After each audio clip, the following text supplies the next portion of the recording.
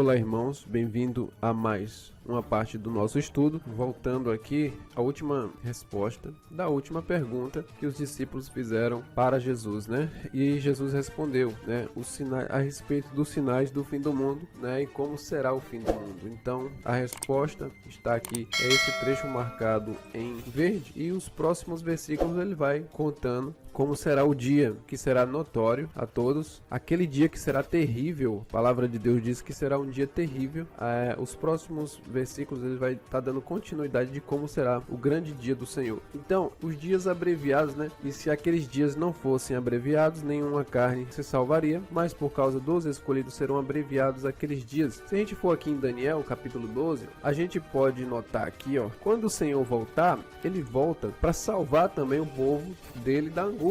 Se o cristão ele está aqui em meio a esta tribulação, ao assolamento que o anticristo irá fazer, a abominação da desolação, ele vai fazer uma grande perseguição, principalmente contra os cristãos e contra todos aqueles que são contra o seu governo, sua ditadura. Então aqui, ó, porque haverá então grande aflição como nunca houve desde o princípio do mundo até agora, e nem tampouco há de haver. Então, se aqueles dias não fossem abreviados, nenhuma carne se salvaria. Mas aí, no verso 1 de Daniel fala, ó, e naquele tempo se levantará Miguel, o grande príncipe, que se assenta a favor dos filhos do teu povo, e haverá um tempo de angústia, ó, qual nunca houve, desde que houve nação até aquele tempo, mas naquele tempo livrar-se-á seu povo, todo aquele que for achado escrito no livro da vida. Aqui está falando realmente dessa tribulação, ó. Haverá um tempo de angústia, qual nunca houve, que não pode ter contradição, meu amigo. Se você acredita na Bíblia, se você acredita na palavra de Deus, se você pensa de outra forma, você está sendo contraditório. Se aqui em Daniel está dizendo que haverá um tempo de angústia qual nunca houve, Jesus está falando aqui do mesmo jeito, como nunca houve desde o princípio do mundo até agora, nem tampouco há de haver. Então, vocês estão falando aqui de uma grande aflição, então eles estão falando do mesmo evento. Então, a Bíblia não é contraditória, não pode haver contradição aqui.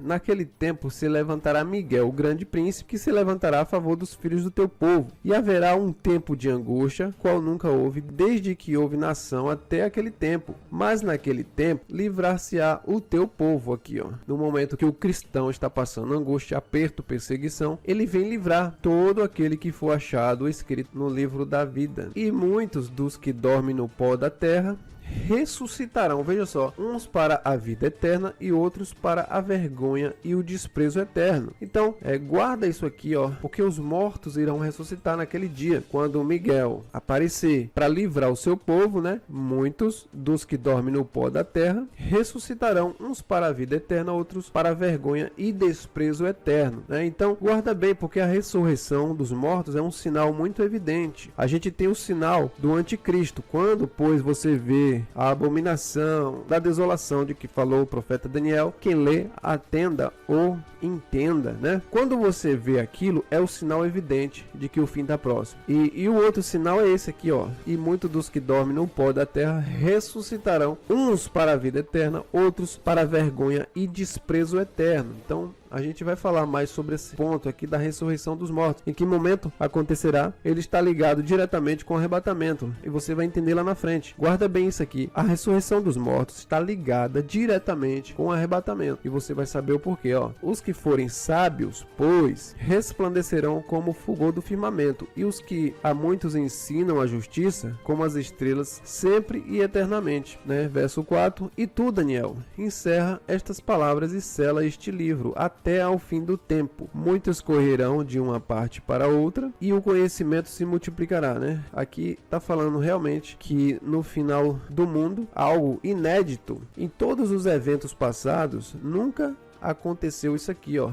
Muitos correrão de uma parte para outra, e o conhecimento se multiplicará. Nunca houve tanta facilidade para viajar de um país para outro. Em questão ali de horas, você já está em outro lugar totalmente diferente. Isso nunca aconteceu, é algo inédito. Nessa proporção que temos hoje, é inédito. E o conhecimento também se multiplicará. Hoje, a informação é muito rápida, é muita informação, e em pouco tempo essas informações são disseminadas. Então, nunca houve. Então, a gente precisa estar atento a estas coisas, né? E aqui nós vamos dar continuidade a dois momentos em que a Bíblia fala do arrebatamento, né? Em algumas traduções vai estar a palavra transladação, e em outras traduções vai estar arrebatar. Então é preciso a gente saber o significado dessas palavras, né? Porque houve um entendimento errado a respeito do significado da palavra arrebatamento ou arrebatar, né? Então a gente precisa saber qual o conceito realmente de arrebatamento. Então o conceito é muito simples, ó, é levar com violência ou de súbito, arrancar, entendeu? Agora, o conceito mais indicado no sentido do entendimento bíblico, eu creio que seja este aqui, ó, carregar pelos ares. E a gente vai entender isso nas cartas de Paulo, né? Carregar pelos ares. Esse é o real entendimento do arrebatamento bíblico, entendeu? Que vai ficar muito mais claro, muito mais evidente quando fizermos a leitura da carta de Paulo aos Tessalonicenses, que explica exatamente, né? Dá esse entendimento. Que as pessoas pensam que arrebatamento é simplesmente desaparecer. E não é bem assim. A gente vai ver em dois momentos da Bíblia que houve arrebatamento e não foi desaparecimento, foi carregar pelos ares. Mas é claro que quando fala de Enoque, a gente pensa que Enoque desapareceu. Só que a Bíblia não fala como Enoque desapareceu. Então a gente vai abrir aqui a Bíblia no livro de Gênesis, primeiramente, Gênesis capítulo 5, versos 24, né? A gente vai fazer a leitura dessa passagem, porque as pessoas meio que interpretaram de uma forma errônea, né? Dá a entender que Enoque desapareceu e andou Enoque com Deus e não apareceu mais, porquanto Deus para si o tomou. Então, mas a Bíblia não fala da forma que Enoque foi tomado, ele só não foi mais visto, né? Porque ele andava sozinho e andava com Deus, então não foi mais visto. Mas como ele foi levado ao céu, isso aí ninguém sabe. Então não dá para dizer que foi num desaparecimento, entendeu? Aqui é porque as pessoas não ouviram mais. Então acha que ele sumiu, evaporou no ar, mas não é bem assim. E a gente vê que no livro de 2 Reis a gente vai ver que Elias também foi arrebatado e não foi um desaparecimento, ele não evaporou no ar. A Bíblia usa o termo arrebatar no momento que Elias é arrebatado, mas não necessariamente foi um desaparecimento. As pessoas entendem dessa forma, mas não dá para entender assim, porque em Reis vai mostrar realmente um pouco de como foi o arrebatamento, né? De como é um arrebatamento, ou então, pelo menos, qual é a ideia de arrebatamento que a Bíblia tem, que não é um desaparecimento em massa, ok? Então, ó, e sucedeu... Aqui, ó, capítulo 2, verso 11, sucedeu que indo eles andando e falando, eis que um carro de fogo com um cavalo de fogo os separou um do outro, e Elias subiu ao céu num redemoinho. Entendeu? Veja que Elias não desapareceu aqui, a carruagem de fogo com os cavalos de fogo os separou. Veja que não foi a carruagem que o levou para o céu, como muitos acreditam, né? A carruagem apenas os separou um do outro. Elias e Eliseu separaram aqui os dois, e Elias subiu ao céu num redemoinho. Veja só, não foi um desaparecimento. A Bíblia fala que o próprio Eliseu viu, né? Porque se Eliseu não tivesse visto, ele não receberia aquela unção, né? Porque Elias tinha falado, se você vê eu ser arrebatado, então você receberá aquilo que está pedindo, ok? E então Eliseu viu, Elias subir ao céu num redemoinho. Não foi um desaparecimento, entendeu? Já é contraditório de novo, entendimento errado. Aqui os separou um do outro e Elias subiu ao céu num redemoinho. Então, que fique claro aqui que o sentido de arrebatamento, né, no qual você deve ter aprendido até hoje, que é simplesmente desaparecer, e não é. A gente tem exemplos na Bíblia. Arrebatamento pode sim significar outra forma de ver as coisas, no qual veremos o que é realmente o real arrebatamento. Veremos no decorrer dos vídeos aí que o arrebatamento tem a ver com outra coisa, não vai ser um desaparecimento. É isso, nós vamos agora, lembrando aqui que a gente já estudou essas passagens aqui, a gente já viu aqui Daniel, os dias abreviados, a gente vai fazer também um estudo mais aprofundado, a gente tem aqui a parábola das redes, que a gente vai ver isso quando a gente compreender outras coisas. Eu vou voltar aqui para a gente compreender um pouquinho sobre a parábola das redes, que é muito importante para que haja essa compreensão. Então, vamos dar continuidade aqui ao texto, ó. Como eu falei, Jesus aqui está dando a continuidade daquele dia. Chegou o dia de Cristo, então vamos dar continuidade. Então, aqui Mateus 24, no verso 23, diz o seguinte: então, se alguém vos disser, eis que o Cristo está aqui ou ali, não lhe deis crédito, porque surgirão falsos cristos e falsos profetas, e farão tão grandes sinais e prodígios que, se possível fora, enganariam até os escolhidos. Eis que eu vô-lo tenho predito. Portanto, se vos disserem, eis que ele está no deserto, não saiais. Eis que ele está no interior da casa, não acrediteis. Por quê? Então a gente precisa compreender aqui, Veja só, os falsos profetas, eles fazem sinais e prodígios aqui, Então, não se preocupe com sinais. Cristão, acorda para a vida. O justo vive da fé. E fé é o quê? É certeza de coisas que se esperam e a convicção de fatos que não se vê. Não fique impressionado com sinais, prodígios. Cuidado com esses sinais e prodígios, porque se fosse possível, enganariam até mesmo os escolhidos. Se fosse possível, não é porque Deus permite que seja assim. Deus quer que seja assim. Os escolhidos não podem ser enganados porque Deus não vai permitir que eles sejam enganados. Então, muito cuidado. Sua igreja faz muitos sinais, muitos prodígios. Você já viu muitas curas. Você mesmo já recebeu cura em tal igreja. Cuidado. Isso não quer dizer que porque você foi curado, que aquele pastor é um homem de Deus. Pode até ser, mas isso não significa que ele não tenha erros e que ele pode, sim, interpretar a escritura de forma errada. Afinal de contas, a gente vive numa liberdade muito grande a respeito do evangelho. Toda e qualquer pessoa pode pegar a sua Bíblia e estudar por conta própria. Qualquer um que pegue a Bíblia, começou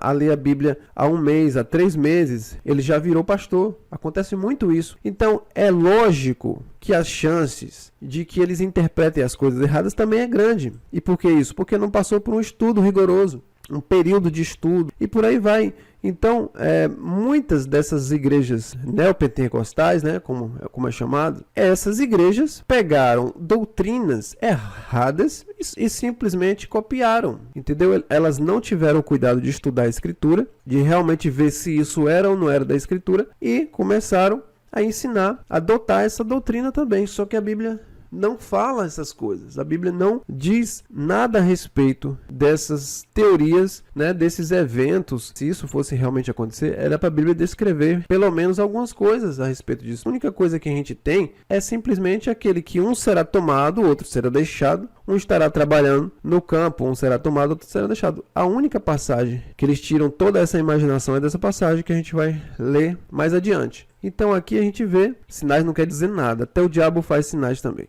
O próprio anticristo, ele fará sinais, ele fará cair fogo do céu. A Bíblia diz isso, ele fará descer fogo do céu. Eis que eu vos tenho dito, Jesus já estava advertindo, tome cuidado. Portanto, se vos disserem, eis que ele está no deserto, não saiais, eis que ele está no interior da casa, não acrediteis, porque assim, e por que não acredite? Quando alguém chegar e dizer assim, Jesus pode chegar aí a qualquer momento, por que você não deve acreditar nisso?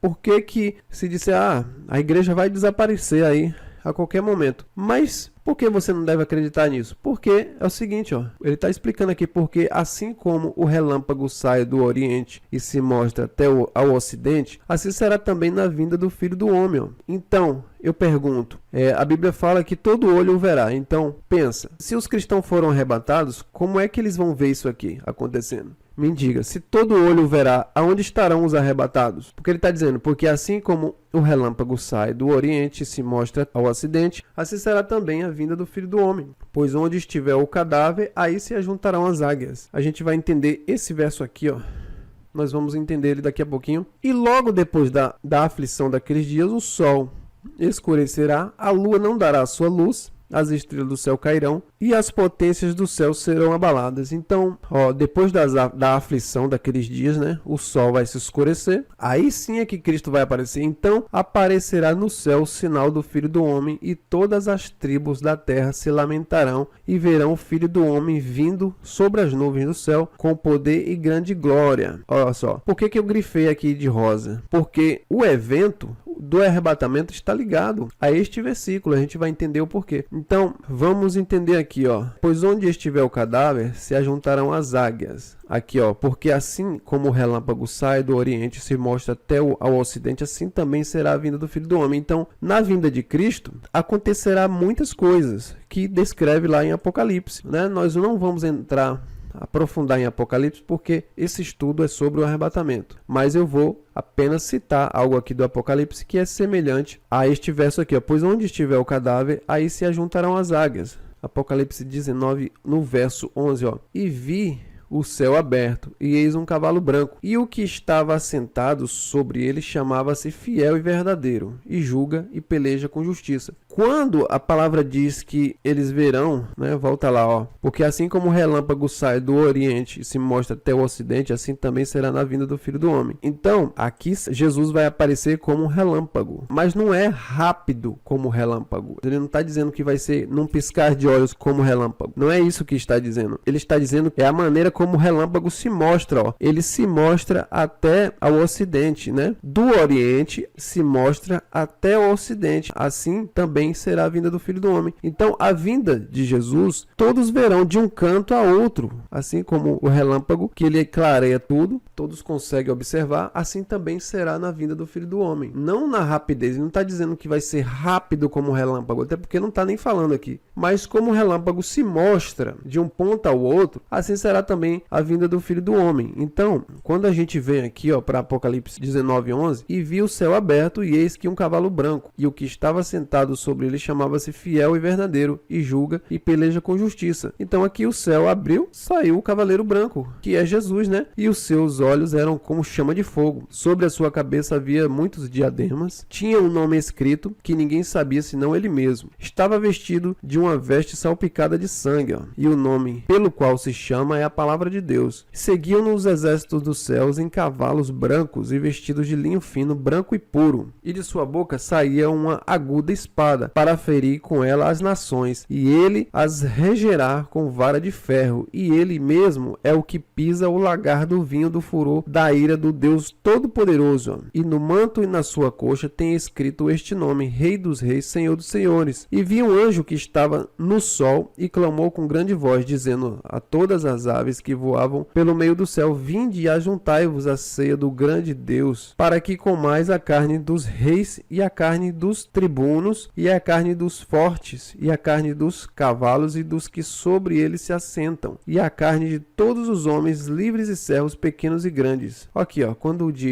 Jesus fala, aonde estiver o corpo, se ajuntarão as águias, se ajuntarão os abutres. Veja se não se encaixa perfeitamente aqui, ó. Ajuntai-vos à ceia do grande Deus, para que comais a carne dos reis, a carne dos tribunos, a carne dos fortes, e a carne dos cavalos, e dos que sobre eles se assentam, e a carne de todos os homens, livres e servos, pequenos e grandes. Apocalipse, num período bem adiantado aqui do Apocalipse. Então, para não ficar longo, no próximo estudo nós vamos estudar essa parte aqui que eu deixei grifada de rosa, para que a gente possa entender todas essas partes marcadas em rosas, mas também faremos a leitura dos próximos textos aqui, ó, para que a gente possa compreender. Vamos dar continuidade aqui só a leitura desse trecho aqui, para a gente, nos outros evangelhos, para a gente ver alguns detalhes.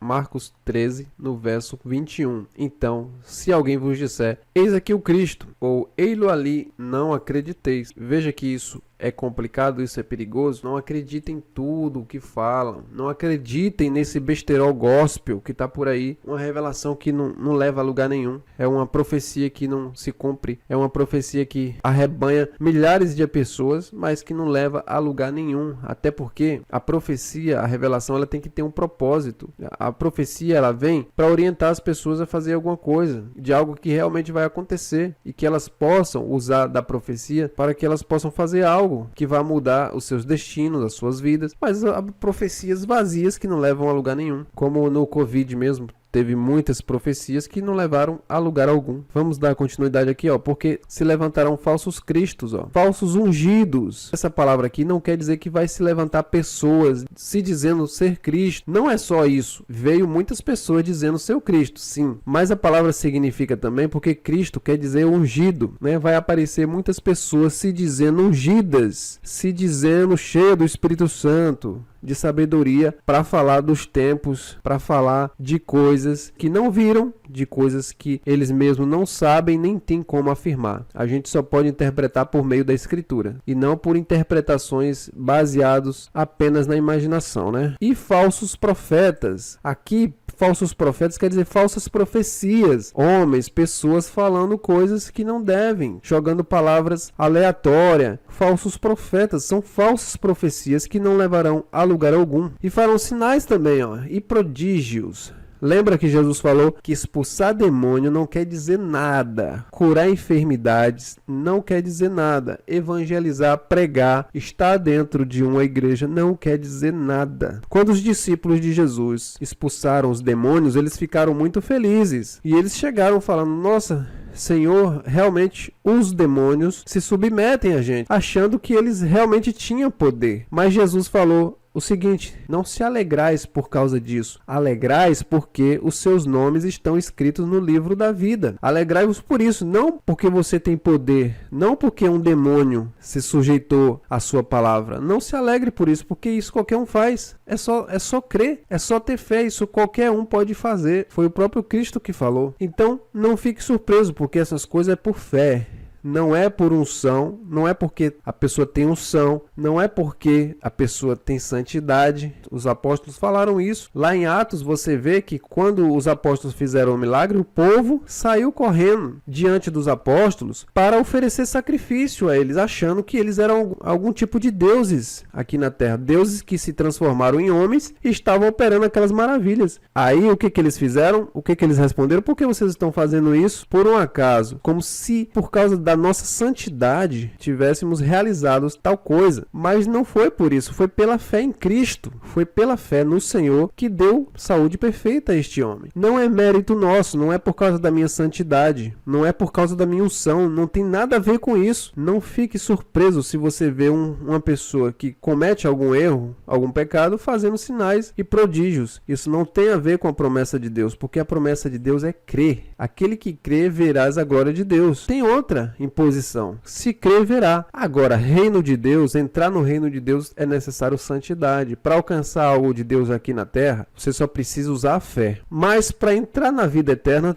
você tem que ser santo. Só santidade. Só entra quem é santo. Agora, alcançar algo, a própria salvação, primeiramente você tem que ser salvo aqui, você tem que ser confirmado, carimbado para entrar no reino de Deus. A própria salvação, primeiro é pela fé. Aí depois que você é justificado por fé, aí sim, para entrar no reino de Deus, você tem que obedecer a sua obediência, a sua santidade. Então, eles fariam tão grande sinal que, se possível, enganariam até os escolhidos, né? Então, você se acha um escolhido de Deus, e eu acredito que seja, então cuidado, você pode estar enganado e está tendo a oportunidade de saber a verdade, porque os escolhidos podem até ser enganados por um tempo, mas depois descobrirão a verdade. Mas vós vedes, eis que de antemão vos tenho dito tudo. Ora, naqueles dias depois daquela aflição, o sol se escurecerá e a lua não dará sua luz, as estrelas cairão do céu, as forças que estão no céu serão abaladas. Então verão vir o Filho do Homem nas nuvens com grande poder e glória, e ele enviará os seus anjos e ajuntará os seus escolhidos desde os quatro ventos, das extremidades da terra até a extremidade dos céus. Então, essa parte aqui em rosa vai ficar para o próximo vídeo. Vamos só dar continuidade aqui, vamos fazer a leitura. Nesse ponto aqui de Lucas, não vai ter no 21, mas vai ter aqui Lucas 17. Vai ter aqui o pequeno trecho que acabamos de ler lá nos outros evangelhos. Então, de Lucas 17, verso 20, diz o seguinte: interrogados pelos fariseus sobre quando havia de vir o reino de Deus, respondeu-lhes e disse: o reino de Deus não vem com aparência exterior. Tá vendo aqui? O reino de Deus não vem com aparência exterior. Então, cuidado com sinais, pessoal. Cuidado, mais uma vez, com sinais e prodígios que muitas igrejas fazem. Isso não quer dizer nada. Até na igreja católica, até em outras religiões, você vai ver testemunhos de cura, de milagres. Por quê? Porque o milagre se alcança por fé, não por obras. O homem é justificado por fé e não por obras, né? Então, os milagres alcançam-se por fé. Então, cuidado, o reino de Deus não vem com aparência exterior. Nem dirão, ei-lo aqui ou ei-lo ali. Então, alguma igreja diz, é aqui é que Jesus está, na outra não está, entendeu? É ali que Jesus, ali é que tem Jesus, a outra não tem. Então toma muito cuidado com isso aí, ó, porque eis que o reino de Deus está entre vós. Então o reino de Deus está dentro da gente. Aquele que é salvo, ele sabe, ele tem a própria experiência com Deus. Ele não está baseando-se a sua vida em igreja, em placa. Ele não coloca a sua experiência em igreja. Ele não está firmado na igreja, a sua experiência com Deus. Ele está firmado nele mesmo, ele está firmado em Cristo. Porque ele teve a experiência com Cristo de salvação. Ele teve, então ele está afirmado. O reino de Deus está onde? Dentro de cada um que é salvo. Então quem não é salvo ainda fica preso. A igreja ainda fica preso a pastor, fica preso a doutrinas, né? Doutrinas de homens e por aí vai. Então é preciso ter muito cuidado com isso. E disse aos discípulos: dias virão em que desejareis ver um dos dias do Filho do Homem e não o vereis. Então, realmente na Segunda Guerra Mundial, houve uma aflição muito grande. E naquele tempo, eu tenho certeza que muitos cristãos desejaram ver um dia do Filho do Homem e não viram. Foi tanto sofrimento. Se você assistir alguns filmes aí, que retrata aquele período, principalmente quando fala do cristão daquela época, você vai ver que era muito terrível, era muito difícil. Eles desejaram ver um dia do Filho do Homem e não viram. E dir-vos-ão, ei-lo aqui ou ei-lo ali, não vades nem os sigais aqui, ó, não siga essas pessoas, não os sigais, tenha sua fé em Cristo, na Escritura, na palavra. Você não precisa seguir homens. Claro, você tem que congregar, você tem que aprender, mas que você amadureça, que você cresça espiritualmente. Os dons foi dado a cada um para o amadurecimento da igreja, para a edificação do corpo de Cristo, para que todos alcancem, ou isso não está escrito? Está escrito para que todos alcancem a medida da estatura de Cristo. Não é para ficar a vida inteira dependendo de pastor, a vida inteira dependendo de igreja. Você nunca vai aprender a Escritura? Todo mundo tem a Bíblia hoje. Se fosse nos tempos antigos, que a Bíblia era escassa, eram poucas pessoas que portavam a palavra de Deus, naquele tempo, tudo bem. Hoje não tem desculpa, todo mundo tem a sua Bíblia. Todo mundo deve chegar à medida da estatura de Cristo, né? Então não os sigais, siga Cristo, porque como o relâmpago ilumina desde uma extremidade inferior do céu até a outra extremidade, assim será também o Filho do Homem no seu dia. Então as pessoas acreditam que por ele falar de relâmpago, da rapidez do relâmpago, trata-se do arrebatamento. Não. O que ele está falando é que ele se mostra, ele ilumina de uma extremidade até a outra e todos conseguem observar. Assim também será dessa forma. O céu será iluminado de um canto a outro. Nas nuvens, os céus se abrirão e as nações verão o Filho de Deus com seus anjos. Então, Lucas aqui encerra esse trecho. Esse trecho aqui grifado é marcado em marrom, né? Então, no próximo vídeo, eu vou estar falando sobre esses trechos marcados em rosa, que é a peça fundamental para a gente entender o arrebatamento. Peça fundamental para entender definitivamente em que momento, em qual ocasião vai acontecer o arrebatamento. A Bíblia é muito precisa. Entenda, ó. Se você chegou até aqui,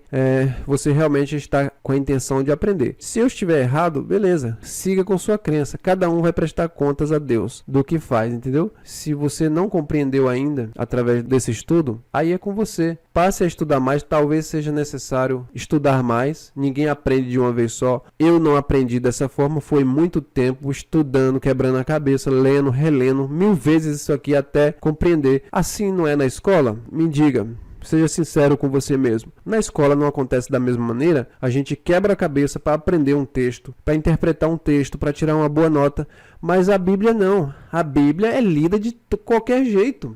Pega um versículo aqui e fica voando, fica aéreo. Tira aqui o que quiser da cabeça. Interpretação, imaginação, filosofia, fantasias e por aí vai. Não, é um livro para estudar como qualquer outro livro, que necessita um estudo mais aprofundado, mais apurado. Então, fica assim, nós vamos dar continuidade no próximo vídeo, né? Então, se você não entendeu, continua estudando, continua, porque aquele que é escolhido uma hora ou outra vai encontrar a verdade, ok? Se tiver realmente interessado em conhecer a verdade. Então, se você gostou, dá um like neste vídeo. Se não é inscrito, se inscreva, compartilhe esse vídeo para que outras pessoas possam também estar aprendendo. Até o próximo vídeo. Que Deus abençoe a todos. Obrigado. Valeu.